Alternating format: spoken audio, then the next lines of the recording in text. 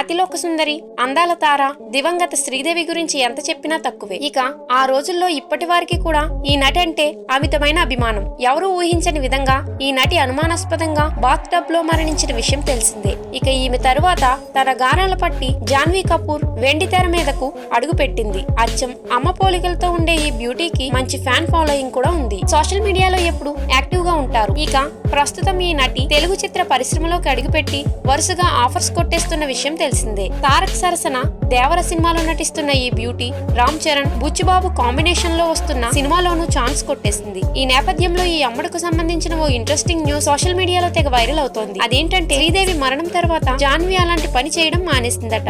జాన్వీకి smoking అలవాటు చాలా ఎక్కువగా ఉండేదట. తన తల్లి ఎన్నిసార్లు చెప్పినా ఆ అలవాటు మానలేదట. కానీ శ్రీదేవి చనిపోయిన తర్వాత మాత్రం ఆమె చివరి కోరికగా భావించి స్మోకింగ్ మానేసినట్లు ఓ వార్త నెట్టింట తెగ వైరల్ అవుతోంది.